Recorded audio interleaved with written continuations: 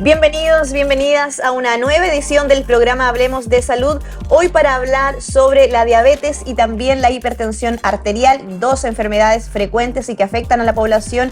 Queremos entregar recomendaciones, hablar sobre el diagnóstico, ¿cierto? Y también los factores de riesgo. Nos acompaña en esta ocasión la profesora María Inés Ramírez, académica de la Escuela de Enfermería de la Universidad de Talca. Profesora, bienvenida. Gracias por acompañarnos en este espacio. Muchas gracias a ustedes por la invitación. Profesora, vamos a hablar específicamente de la diabetes tipo 2, porque tengo entendido, hay otro tipo también de diabetes, pero esta es más frecuente en la población. ¿En qué se diferencia de las otras, por ejemplo? Ya, bueno, la diabetes tipo 2 es el 90 al 95% de los tipos de diabetes del mundo. Ya tenemos también diabetes tipo 1, que son más de los niños, pero que vamos a conocer también que hay algunos niños diabéticos tipo 2, que es la famosa diabetes insulino dependiente, que la gente conoce, que le tiene harto miedo. Esta es más específica, ¿no es cierto?, de niños y población joven. Y tenemos también la diabetes gestacional, ¿ya? Pero la diabetes tipo 2 es la que, ¿no es cierto?, nos da como mucho dolor de cabeza a nivel regional, a nivel nacional y también mundial. Y como le decía, abarca entre el 90 y el 95% de la población que tiene diabetes, es diabetes tipo 2. Es alto el porcentaje. Es muy alto el porcentaje. Sí. ¿Y a quién está afectando principalmente? Pensamos siempre en personas mayores, también hay jóvenes, hay bueno, niños. La verdad es que no solamente personas mayores, ¿ya? Vamos a ver también factores de riesgo, pero la verdad es que puede darse incluso en adolescentes y en niños, producto de los factores de riesgo que tienen. Y también hay un componente alto en este tipo de diabetes de la genética, claro, de la herencia, ¿ya?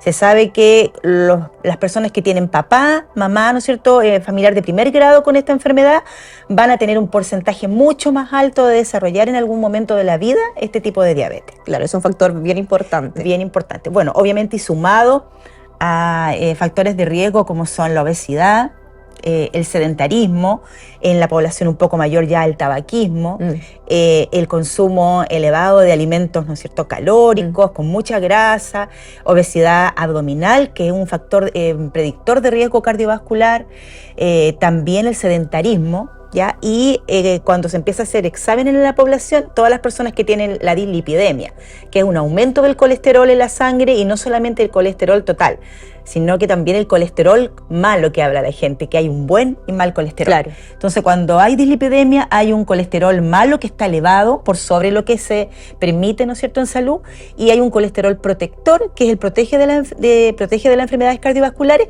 que en vez de tenerlo alto, lo tienen bajo. Entonces se conjugan todo este tipo de factores. Claro.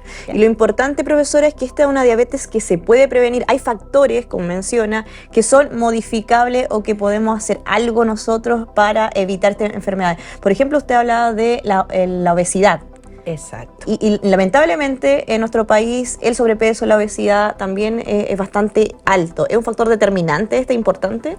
Es un factor que la verdad es uno de los factores de riesgo más grandes, porque este va a provocar, ¿no es cierto?, un aumento de las enfermedades cardiovasculares. Así como el paciente tiene ya la diabetes, el hecho de que sea obeso probablemente también se le va a empezar a hacer exámenes y vamos a darnos cuenta que también es hipertenso, que además es dislipidémico, como le decía. Entonces, esto es predictor de que pueda ser un paciente que tenga un accidente cerebrovascular posterior, a que esta diabetes se complique más allá con enfermedades coronarias, con insuficiencia cardíaca, con infarto agudo del miocardio, ¿ya? Y además, esta obesidad también la vemos a veces, el paciente no siempre tiene un índice de masa corporal elevado, pero se mide la cintura y ya tiene un nivel que es más de lo que se permite. Y el hecho de tener centímetros de cintura por sobre lo normal indica que es predictor de riesgo cardiovascular. Entonces es un paciente que puede llegar a tener, ¿cierto?, todas estas complicaciones y por supuesto tener más riesgo de desarrollar este tipo de enfermedades, sumado también a las complicaciones que acarrea la enfermedad. Claro, y si pensamos también en niños y adolescentes, ¿tiene que ver con la obesidad? Tiene que ver mucho con el estilo de vida. El estilo de vida, ¿cierto? El estilo de vida, porque hay familias, ¿no es cierto?, en que toda la familia tiene sobrepeso o obesidad. El sobrepeso igual es predictor de riesgo, pero lógicamente tiene un nivel menor porque va a estar con un menor grado de, ¿no es cierto?, en este caso de aumento de la masa corporal. Pero igual ya el niño sobrepeso tiene más riesgo que un niño que es normal o eutrófico, que llamamos nosotros. ¿Ya? Entonces, siempre se educa mucho a la población en lo que es el cuidado en la dieta, sumado al estilo de vida, ¿no es cierto?, saludable, evitar el sedentarismo. Sabemos que los niños ahora están muchas horas frente a la televisión, al computador, y otros juegos electrónicos. Hay muchos juegos, ya no se ve tanto el salir a jugar a las calles, ¿cierto?, la bicicleta, el ciclismo, las cosas que hacía, ¿no es cierto?, la juventud anterior. Entonces, hay un aumento considerable de obesidad infantil y eso también va de la mano un aumento de la diabetes tipo 2, ya en edades incluso 7 años, 8 años, siendo más o menos en la edad de pic aquí que se ven los niños en la adolescencia y la pubertad. ¿Y han ido aumentando los casos de niños, de adolescentes? Sí, hay un aumento que también se vio en estos años de pandemia. Claro. Ya, producto de lo mismo, de quedarnos en las casas, ¿no es cierto?, con más horas de ocio, ¿no es cierto?, menos salir a hacer actividades al aire libre, no iban al colegio los niños, por lo tanto no había ni siquiera las horas de educación física que imparte, ¿no es cierto?, en la escuela, la educación. Entonces, y empezaron a comer más ansiedad, ¿no es cierto?, más problemas a lo mejor en la casa, toda la gente acumulada, el hacinamiento, y eso acarreó un aumento de las enfermedades, sumado también a las disminuciones en los controles en los centros de salud. Claro, y eso lo vivimos todos en nuestras casas, muchas personas estuvimos en confinamiento y la situación cambió, la rutina cambió totalmente. Exactamente, cambió la rutina y cambió nuestro estilo de vida, que a lo mejor hay un porcentaje de personas que se cuida, ¿ya?, que sabemos que es difícil porque esto acarrea no solamente el tener una actividad física mayor, sino que es cuidarse en muchos alimentos que no es que estén prohibidos, pero que sí tienen que restringirse para tener una vida más saludable. Pero eso es cuando ya se tiene la enfermedad. Cuando se tiene la enfermedad, obviamente se tienen que restringir, pero también para prevenir.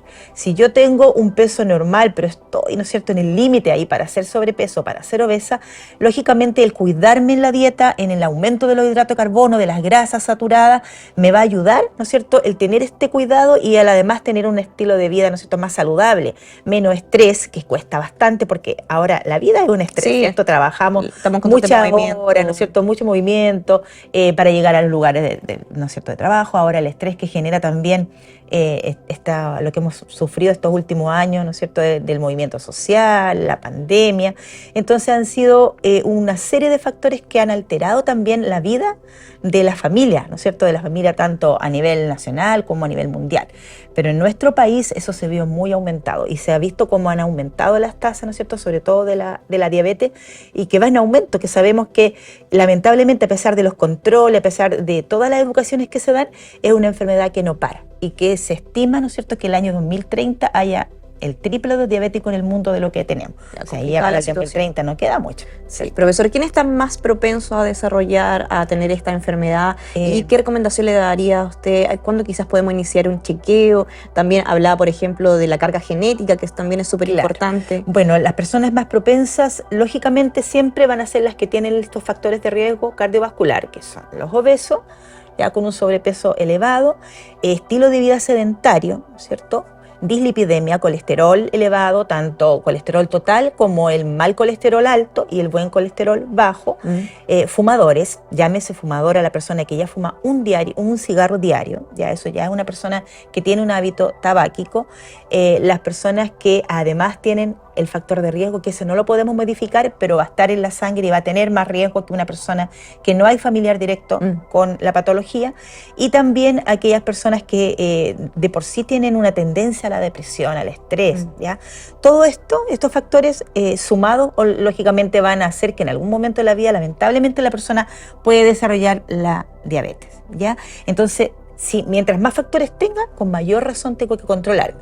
Existe un examen en salud que es el examen de medicina preventiva que se hacen en todos los centros de CESFAM o Centro de Atención Primaria, que es gratuito para la población y que consiste en medir una serie de factores, ¿no es cierto? Se mide la presión, la glicemia, niveles de colesterol, se hace una anamnesis, que es una entrevista con todos los factores de riesgo, y se va tratando de pesquisar a la gente en etapa temprana de desarrollo de la enfermedad. Claro, eso es importante, porque hay muchas personas que de repente tienen, por ejemplo, prediabetes y logran controlar para no llegar a la diabetes. Enfermedad. Claro. Y ese examen es importante. Quizás muchas personas podrían... ¿Desde qué edad recomienda empezar a hacer este más de los 15 años ya se realiza el examen. Desde temprana, o sea, la adolescente. Exactamente. Bueno, y como tenemos nosotros más captado, se podría decir, a la población menor, porque los niños van a los controles de salud a retirarse un medicamento, ¿no es cierto? Hay un programa también del adolescente. Entonces, esta población está como más, ¿no es cierto?, cautiva, como se podría decir. Y las enfermeras en atención primaria, cuando ven un niño con sobrepeso, con obesidad, se manda a la nutricionista, están en programa en constante control. En cambio, la población después ya como que se pierde y solamente consulta por morbilidad, por patología, por enfermedad. Cuando ya empiezan los síntomas que nos dicen que no está partiendo la enfermedad, sino que ya está con complicaciones. Ya entonces es como un poco medio tardío, y a veces detectamos a este paciente diabético con una complicación, que son complicaciones serias, que pueden ir desde, ¿no es cierto?, una disminución de la sensibilidad en los pies, provocar una neuropatía, un pie diabético, alteración renal, que puede llegar incluso a la diálisis, claro, y alteraciones visuales, que nosotros hablamos de la retinopatía diabética, que a veces disminución de la agudeza visual, pero el paciente con los años, ¿no es cierto?, de no control, de mal cuidado, puede llegar a la ceguera. Claro, y eso es lo complicado finalmente, que no solo es que la persona tenga diabetes, que puede generar también luego otras enfermedades, otras complicaciones a la salud, y afecta directamente la calidad de vida. Sobre todo si pensamos en niños, me imagino, o adolescentes, qué terrible vivir con esa enfermedad desde temprana edad. Exacto. Por eso es importante siempre el control. O sea, nosotros en salud siempre nos preocupamos mucho de educar, ¿ya? Y es importante aquí la educación desde la primera infancia, ¿cierto? Claro. Porque no siempre en los colegios a lo mejor se dan el diagnóstico o se educa en relación a estas patologías, pero sería importante a lo mejor incluir. De hecho, sería muy relevante, y hasta hace un tiempo se hablaba, ¿no es cierto?, de la posibilidad de incorporar una enfermera en la salud escolar, claro, ya que estuviera en constante educación a las familias, a los niños, a los adolescentes, y prevenir en etapas muy tempranas. Si ya sabemos que está el riesgo, habría una educación para prevenir, ¿no es cierto?, problemas futuros mayores. ¿Ya? Siempre está ahí la educación, y cuando ya el paciente tiene los factores de riesgo, con mayor razón estar constantemente insistiendo en estos factores, en incentivar a la población que vaya a los controles, que se tome los medicamentos como corresponde, que mantenga una vida saludable, un peso equilibrado. Sí, yo creo que ahí el trabajo, el desafío que en realidad que hay que realizar, tomar conciencia desde temprana edad. Por eso la invito a separarnos unos instantes, vamos a hacer una pequeña pausa y ya regresamos.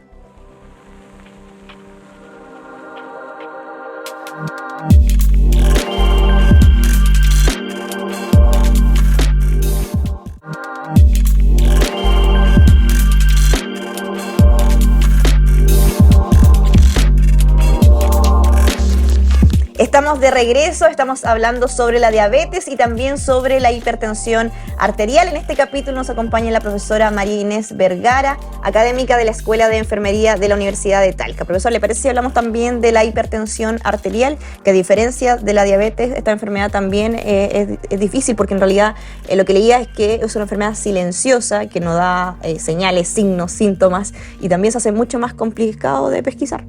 Claro, la verdad es que en un principio podría relacionarse la hipertensión con sintomatologías como tan comunes como una cefalea, dolor de cabeza, de repente un pititos en el oído, ¿no es cierto?, visión borrosa, y esto uno puede pensar que está, ¿no es cierto?, a lo mejor cansado, que hay problemas a la vista, entonces el paciente no consulta. ¿Ya? Por eso se llama el enemigo silencioso en el fondo, porque vamos a detectarlo muchas veces en etapas de la enfermedad avanzada, cuando ya el paciente tiene daño, ¿no es cierto?, a los riñones, cuando sobre todo a nivel cerebral provoca enfermedades cerebrovasculares, el paciente llega, ¿no es cierto?, a veces desmayado al centro de salud, a la urgencia, al SAPU, se le toma la presión, está inconsciente y se dan cuenta que hizo un accidente cerebrovascular, ¿ya? Con hemiplegia, con todas las secuelas que queda el paciente, producto de un mal control o porque no tenía idea que tenía la presión alta. Qué complejo, o sea, probablemente hay muchas personas que hoy tengan, presenten esta enfermedad y que aún no sepan o que sepan quizás tarde. Profesor, ¿quiénes están más propensos? ¿Son los factores de riesgo son similares a la diabetes? Muy parecidos y algunos los mismos, ¿ya? De hecho, un porcentaje considerable de diabéticos también son hipertensos, ¿ya? Y bueno, una vez captada esta población en CESFAM, ahí ya nos tranquilizamos porque no se va a hacer el control solo para detectar la diabetes. Vamos a hacer todo el chequeo para ver si es hipertenso y diabético a la vez. La mayoría de las personas con hipertensión tienen también este factor de riesgo, ¿no es cierto?, de la herencia. Es más importante en personas obesas, ¿cierto?, también con la dislipidemia, también con hábito tabáquico. Se describe también un porcentaje importante de personas que han tenido en algún momento de su vida otra patología cardiovascular, ¿no es cierto?, antecedentes personales de enfermedad cardiovascular, el estrés, ¿cierto?, muchas personas muy nerviosas, aumento, ¿no es cierto?, de este estrés que nos hace como alterarnos, enojarnos y hacer que, ¿no es cierto?, nos suba la presión en un momento determinado, ¿no es cierto?, pero que esto es importante saber que es crónico. Cuando uno se altera, se enoja y está estresado por un tiempo, y se controla la presión y no está alta, no es para toda la población. Eso tiene que tener claro la población, que no es que yo porque esté estresado o porque esté nervioso o porque me enoje en un momento soy hipertenso. Claro, porque probablemente todos hemos vivido situaciones puede de subir estrés, en algún momento, ¿no es cierto?, de estrés o de enojo, de depresión, pero esto es cuando se hace en forma mantenida, ¿no es cierto?, cuando aumenta la presión en forma mantenida es que se desarrolla la hipertensión arterial.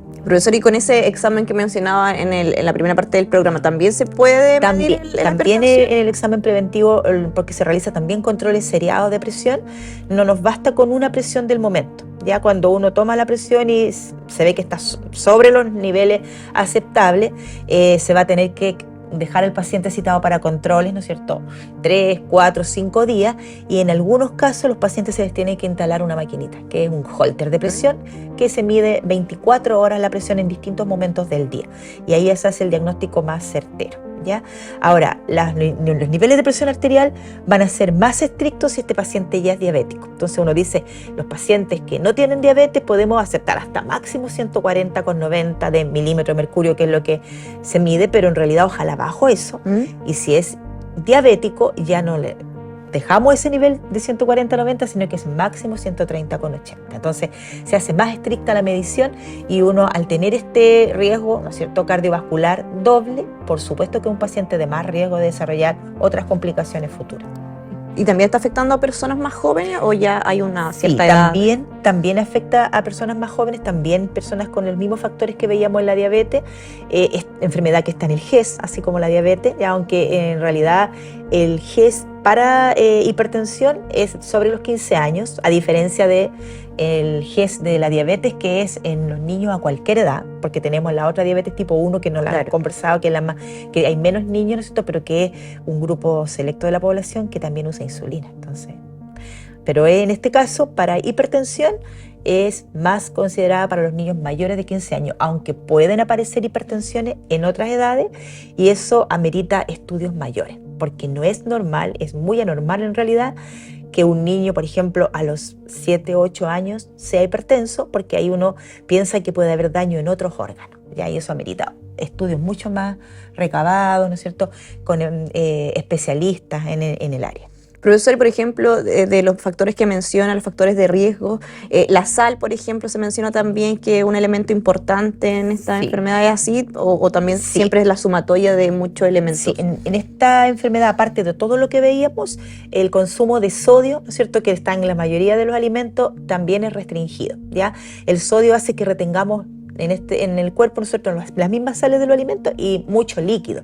Entonces, ¿qué es lo que hace? ¿No es cierto?, que empiece a aumentar esta retención de agua y de sodio en el cuerpo, que es la que se tiene que ir eliminando por la orina, por la sudoración, ¿no es cierto?, por todas las medidas de eliminación que nosotros tenemos, y esto genera un aumento de la resistencia vascular que tenemos en las arterias, y por eso se va aumentando la presión arterial. Entonces es recomendable no solo disminuir la sal que echamos a los alimentos, sino que también preocuparnos de los productos envasados, que son ricos en sodio. De repente uno dice, tengo mucha sed, me voy a tomar 1 litro de agua mineral, y uno ve la botella de agua mineral, sodio. Por ejemplo, nos encanta a lo mejor el jamón que viene envasado, sodio, sí. La aceituna, sodio. Entonces, todo tiene un consumo, ¿no es cierto? Tiene una cantidad de sodio y que es importante irla regulando. Y eso también, bueno, hay muchas personas que ya lo interiorizan, el de ir fijándonos en la etiqueta, la ley de etiquetado, que ha sido muy bien evaluada esta medida, para también fijarnos que diga alto en azúcar, alto en sodio también. Sí. Elegir, hemos tenido otras conversaciones acá, de elegir alimentos o envasados con menos cantidad de sellos posible. Exactamente, siempre estar pendiente de eso, porque nos da la información como bien específica. En salud, y bueno, sobre todo las personas que estudian, ¿no es cierto?, salud, uno sabe cuántos gramos de sodio podemos consumir al día. Entonces uno sabe que ya la comida los alimentos traen sodio. Entonces evitar el echar más sodio a las comidas, y como usted bien dice, siempre estar revisando los etiquetados de los alimentos que vienen envasados. Claro. ¿Qué acciones, profesora, podemos entregar a las personas, pequeños quizás detalles que podemos nosotros cambiar nuestro estilo de vida? Estoy pensando, por ejemplo, en los factores de riesgo modificables, que podemos tener un poco mayor control sobre ellos. Le podríamos entregar a las personas para que en sus casas se cuiden, puedan realizar este chequeo a tiempo, o definitivamente prevenir, como decían, por ejemplo, la diabetes tipo 2 se puede prevenir. Sí. Entréganos algunos consejos. Yo creo que el primer consejo, como para la población que nunca se ha hecho un chequeo y un examen preventivo, es acercarse al centro de atención primaria. La mayoría de la población está inscrita ya en su CESFAM, y el que no está inscrito lo puede hacer, ¿ya? Si la persona no quiere ir a un centro de salud, tomar una hora médico particular, realizarse exámenes, ¿no es cierto?, profilácticos, que es preventivos, antes que comiencen, ¿no es cierto?, los problemas, antes que empiece con la sintomatología más avanzada. Ya eso idealmente mínimo una vez al año, porque de esa manera vamos a ir detectando. Y por supuesto que si empiezan síntomas clásicos de dolor de cabeza, ¿no es cierto?, de mucha sed, de baja de peso, de mucha orina con frecuencia, que provoca el descontrol en la diabetes, es consultar, es no esperar, no estar pensando que puede ser cualquier cosa, sino que ir rápidamente al médico a consultar y hacerse chequeos para detectar en etapas tempranas la enfermedad. Esa es como primera medida, para que ojalá, si la enfermedad se puede prevenir, ideal, pero si ya va a tener este riesgo, por lo menos de detectarlo en una etapa, ¿no es cierto?, temprana, para evitar complicaciones mayores. Claro. ¿Ya? Bueno, la alimentación, como decíamos, alimentación saludable, podemos consumir de todo un poco, dieta equilibrada, claro, pero siempre con cantidades. ¿Ya? Las porciones. Las porciones, eso es, obviamente es como del resorte de nutricionista, pero en el control del CESFAM se va a derivar a un profesional nutricionista, en el que se va a ir viendo de acuerdo a la contextura, al peso, ¿no es cierto?, al tamaño del cuerpo, al IMC. La nutricionista va dando recomendaciones de cuántas porciones se tienen que consumir, de hidratos de carbono, de grasa, lípidos, proteína y todas las nutrientes que nosotros necesitamos para el funcionamiento diario. ¿Ya? Control del peso. ¿Ya? El control de peso adecuado, y mantenernos ojalá en etapa, digamos, en un peso normal o eutrófico. Dentro de los rangos. La nutricionista le va a decir, usted está con un IMC de tanto. El IMC para una persona adulta no debiera sobrepasar los 24,9. Entonces cuando uno dice, estoy en 24,5, chuta, estoy cercano al sobrepeso. Y cuando el IMC va sobre 30, ya es una persona obesa. Entonces, si ya sabemos que estamos con un sobrepeso, tratar de caminar más. Sabemos que no es necesario tener plata para ir, ¿cierto?, a un gimnasio, que basta con 30 minutos diarios, día por medio, de caminata a una velocidad, no andar corriendo, ¿cierto?, pero sí caminar a un paso acelerado, para que esto ayude, ¿no es cierto?, como actividad física, y eso va a aumentar el estilo de vida saludable de la población. ¿Ya? Bueno, el consumo de sodio, decíamos, también disminuir el consumo de sodio, tanto de echar más sal a las comidas, como revisar el etiquetado diario, y cuando vamos a comprar algo rico, ojalá pues ver si ya nos gustan estas dos cosas, pero cuál tiene menos sodio. Y si consumí hoy día en una fiesta algo con más sodio, preocuparme de después a lo mejor disminuir un poco en la comida que viene al próximo día, ir regulando, ¿no es cierto?, lo que tiene que ver con el exceso tanto de grasa, de hidrato de carbono como de sodio, ¿ya? Y bueno, el estilo de vida cuesta harto, el estrés, nivel de estrés, porque estamos en un mundo en que tenemos que, ¿no es cierto?, cumplir horarios, tenemos que hacer actividades, cumplir en el trabajo. Sí. Las mujeres somos mamás, ¿no es cierto?, algunas, tenemos que ir a las reuniones de apoderados, llevar a los niños al colegio, etcétera. Hay un fin de cosas que hacen que estemos estresados, pero tenemos que hacer actividades que nos ayuden a relajarnos. ¿Qué me gusta a mí? Bailar, a lo mejor cuando pueda bailo, ¿no es cierto? A lo mejor no puedo salir a bailar, pongo música en la casa. La música en sí, escuchar música, leer un libro, ver una película, salir con amigos. Una actividad que me ayude, ¿no es cierto?, a liberar endorfinas, que son hormonas que nos van a ayudar, ¿no es cierto?, a estar más felices y a disminuir un poco, contrarrestar el estrés del día a día. Sí, bueno, y preocuparnos también de nuestra salud, porque si pensamos, muchas personas lamentablemente llegan a algún tratamiento cuando ya presentan la enfermedad. No es habitual que las personas vayan haciendo chequeos a temprana edad, o no sé, a los 20, a los 30 años, también es importante. Y por último, profesora, breve, medidas ya estructurales, más de políticas públicas, ¿dónde cree que hay que trabajar? Bueno, eso es bien importante aquí con nuestras autoridades, ¿cierto? Uno siempre dice, en los centros de atención primaria, estos vienen de los municipios. Entonces, los centros de salud familiar de las comunas, todas las comunas tienen sus centros de salud familiar que están comandados por los municipios, donde hay alcaldes, ¿cierto?, donde hay políticos que saben, ¿no es cierto?, de este tipo de situaciones. Entonces, siempre hay que ir demostrando con estadísticas, tenemos esta cantidad de diabéticos, de hipertensos. Si nosotros educamos, van a llegar menos personas a enfermarse al hospital. Si hay menos personas en el hospital, vamos a tener, ¿no es cierto?, un ahorro en salud, porque el tener una persona, ¿no es cierto?, diabética, hospitalizada por un pie diabético complicado, con amputación, ¿no es cierto?, lo que significa para el país y no es un paciente, es un porcentaje alto, 50% de diabéticos con antecedente de amputación en algún momento de su vida. Y eso es productividad menor, ¿cierto?, porque esa persona a los 38 años tenía todavía altos años de, ¿no es cierto?, de trabajo, y el quedar amputado ya no va a ser lo mismo, ¿cierto? Entonces, siempre hay que prevenir. Y en la prevención están los centros de atención primaria, los SFA, Centros de Salud Familiar, en la actualidad. Entonces, aportar aquí lo que tiene que ver con la prevención, que hayan enfermeras, que hayan nutricionistas, médicos capacitados para dar la prevención a la población en todos estos temas que hemos estado hablando, y de esa manera evitar que ya lleguen en etapas mayores con todas las complicaciones, que ya va a ser mucho más caro para nuestra salud. Perfecto, avanzar entonces en promoción y también prevención de la salud. Profesor, le queremos agradecer que nos haya acompañado en este capítulo. Muchas gracias. Muchas gracias por acompañarnos. Nos vemos en un próximo capítulo del programa Hablemos de Salud.